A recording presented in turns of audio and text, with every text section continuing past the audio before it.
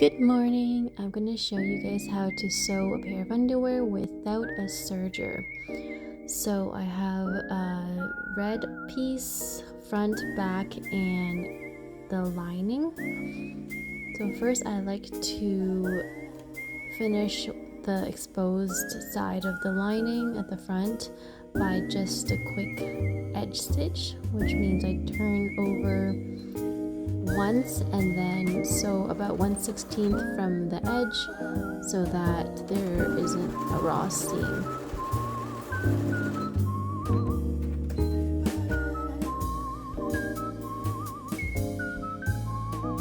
Next we are going to sew the seams with a straight stitch. Side seams, right sides together. I like to start with the right side seam with the back panel on top, and then I attach the lining piece right side of the lining to the wrong side of the back piece, and then the other side seam. I would recommend pinning this first, but because I've done this so many times, I just go ahead and do it. Then you flip all the seam allowance to the back panel and zigzag. That's going to cover the raw seam and have a nice finishing touch. Then I pin the lining piece to the front piece so that it's lying flat. This also keeps the lining in place for when you zigzag around the leg hole. Then we zigzag all along the leg hole. You can add an elastic to this if you want. I like to use a zigzag width of 4 and length of 3. Some machines will let you modify the stitch length and width, some might not, but this is just on my machine that I think works well. This is how it looks. Don't worry about the little bit of puckers right now. When you iron it down, it'll be really nice and smooth and flat. Oh, the reason why we do zigzag stitch is because it lets the fabric stretch without the thread breaking. So if you were to do a straight stitch, it is going to be bad. It won't stretch at all, and then the thread will just all break. Next up is the elastic band along the waist, and I pinned the back label to mark where the center back is. I would mark the elastic on 4 sides, the front, back, and side seams, so that when you stretch it along, you know exactly how to ease it in. I just marked the front and I just marked the 2 side seams here. I do the same zigzag stitch along the waist, width of 4, length of 3.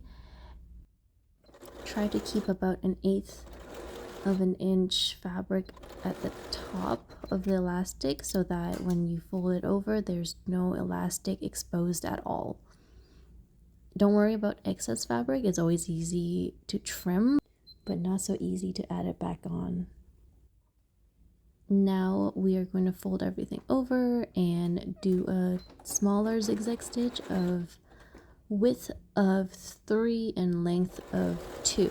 This is really going to act as the serge seam because it encloses and also kind of keeps the fabric from unraveling. I forgot to mention that you should not pull the fabric too much when you do zigzag stitch without the elastic, like around the leg hole, but when you do it with elastic, to make sure you kind of stretch it out as you sew so it gives extra retention and stretch to the waistband. So this method of sewing elastic can be done with the leg hole as well, if that is what you prefer. And then we're done. We will trim the excess fabric all along the waistband. Should just be like a little bit in certain spots, and as well as trim the thread. Make sure you use little scissors like these because you will less likely cut through the fabric. Trust me, I've done this a lot. When everything's done, you use a big scissor and then you accidentally cut a little bit into the fabric and then you start all over again. In total, it took me about 20 minutes to make these. That's with me actually rethreading the machine once, so not bad. I'd like to also mention that I actually quite enjoy wearing underwears without the serge seams because the bulkiness of the thread sometimes actually irritates you, whereas just a zigzag stitch doesn't have as much thread slash bulk, so it does seem to fit nicer. One last stretcheroo all around.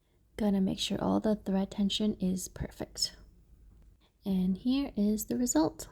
Ta-da!